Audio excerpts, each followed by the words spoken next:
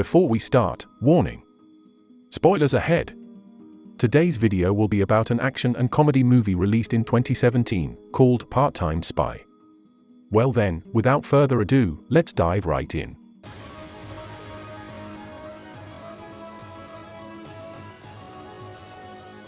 The movie starts with our protagonist, Jang, who is an informal worker who is trying to land a job as a civil worker. She tries very hard to apply many times, and yet she never got accepted. One day, she finally gets the call that she's getting a 2-year contract in one of the government agencies, making her life colorful again. A few years later, she is on the train on her way to work when she sees a pickpocket stealing a woman's wallet. She tries to stay silent but fails, instead, grabbing the thief and pleading him to return the wallet.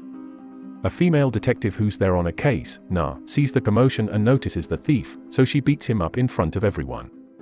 However, she goes too far, and her team has to hold her back. Jang finally arrives at her office. Apparently, she is working for the National Security Agency, or NSA. She gets called by the deputy department head, Mr. Park, to come into his office. He reveals that her contract is almost over, but her other colleague has outperformed her, so she is now fired. After Jang leaves, Mr. Park receives a call from the Foreign Office's vice minister, who is about to retire and wants Mr. Park's department to send them $500,000 if he wants his position. He agrees to send it immediately and they plan to meet tomorrow to talk about the position. The next day, Mr. Park tries to call the vice minister's number, but it says that the number is wrong. He then calls the Foreign Office officially and asks for the vice minister, but he seems to never have talked to Mr. Park before. From the chief financial officer, he finds out that he has been scammed by a phishing company. Jang, who was in front of his office to ask for her unemployment paperwork, overhears the whole thing and offers to help Mr. Park. He refuses and calls everyone to ask if there's an agent who can look into the scam, but when nobody is available, he has to go to Jang for help. He's offering her a chance for a permanent position in the NSA if she succeeds in proving that this one company is the one that scammed him, and to get his money back. Jang agrees to do it. She starts working for the phishing company to get information to confirm their scam, and on her first day orientation, she almost gets caught snooping by the company's handsome president, Mr. Mean. In orientation, Mr. Mean seems to be very welcoming to his employees. The department head, Yang, tells them that they just successfully scammed the NSA for $500,000, confirming Mr. Park's suspicion of the company. Meanwhile, Jang spots Detective Na in the office, seeming to be working there also. She goes to the toilet to report to Mr. Park that this is the company that scammed him, but also tells her that an undercover detective is working there. Mr. Park concludes that the police is also planning to catch the head of the company, and tells Jang to lay low. That would be hard to do because she gets assigned to a table next to Na. Jang's first day of work is tough. When she takes a break, another employee named Song buys her a drink and cheers her up. Her support drives Jang to do better at work, and not long after, she manages to scam many people through her various knowledge and is celebrated by the whole office. That night, the company goes to a bar to celebrate Jang, who is named as the MVP of the office. They party, drink, and dance together. Meanwhile, Na sneaks into the president's room and takes his SIM card to scan with a gadget. In the middle of it, a drunk Jang comes in blabbering nonsense, surprising Na before leaving for the toilet. Na finishes her task quickly and rejoins the party. When Jang comes out of the toilet, he meets Mr. Mean and thanks him for appreciating her work. She then passes out on him, and in the morning, she wakes up with a hangover. She gets a call from Mr. Park, who saw her partying from the spy camera she's wearing and scolds her for not laying low. She promises to do better before he hangs up. Somewhere else, Na is calling her partner from the police about the SIM card from last night. He says that they are working on it, but the chief wants her to get some evidence before quietly pulling out. That night, Jang sneaks into the office to find clues in Mr. Min's office. She finds nothing, and the PC is also password locked, so Mr. Park tells her to place a camera there and get out. At the same time, Na is also sneaking into the office to find the evidence needed, but she bumps into Jang before they fight. They are so loud that the security guard finds them fighting, so Na beats him up before the two ladies run away into an unlocked van and drive off. Unfortunately, the guard is following them, and they get involved in a high-speed chase with a drunk stranger in the back of the taxi. Jang drives really well and manages to lose the guard before also getting into an accident. The next day, Na visits Mr. Park to warn the NSA to pull out of their investigation before storming out. Mr. Park then meets up with the police chief, Gu, to pressure them to stop their investigation, as NSA is the superior institution. Gu thinks that Mr. Park is hiding something, so instead the two agree to work together and make this a joint operation. At the office, Na talks to Jang about backing off the case before they both receive a call from their bosses, telling them to work together. They are upset about it, but their bosses say to not trust the other party and prioritize their own goals. On their way back, Yang calls them to his office to send them off to do face-to-face phishing. They are sent to a park to scam an old man who's giving them the money for his wife's surgery. Jang feels bad and hesitates to take it, but because Yang is watching them, Na decides to grab the money, and then leaves. They argue about what happened. Na says that they need to focus on catching the head, so that innocents like the old man are stopped getting scammed. Back in the office, Na comes into Yang's room and seduces him awkwardly to make him go out on a dinner with her. Mr. Park is looking at the camera footage to figure out Mr. Min's computer password, but the camera becomes broken because Mr. Min waters his plant. Meanwhile, Na is having drinks with Yang, while Jang is drinking with Song. They both try to find out more about the chairman of the company. Jang finds out that nobody has seen the chairman and apparently, Mr. Min is his son.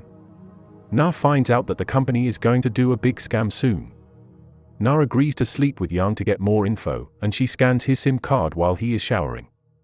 Fortunately, Yang injures his crotch and Na doesn't have to do it anymore. She then meets her partner, who gives her info about Mr. Min's SIM card.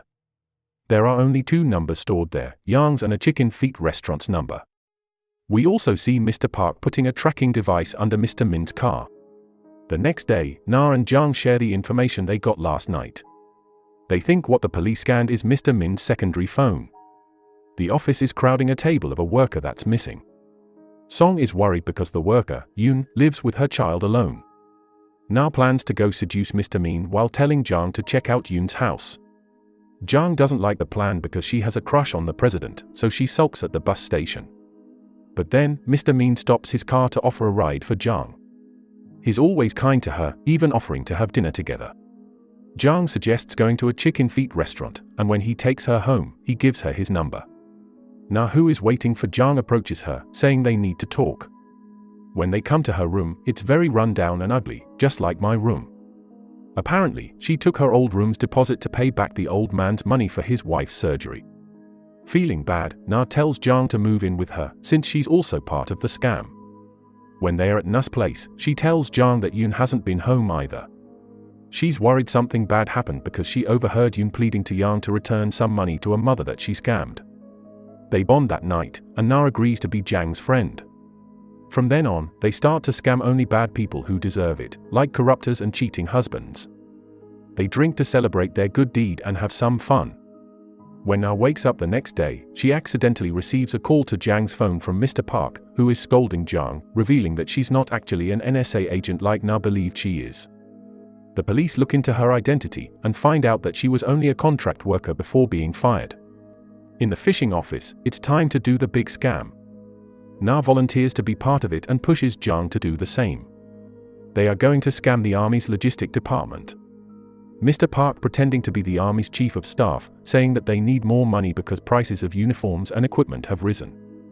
He successfully convinces the colonel, and Jang reports the scam to be more than $500,000.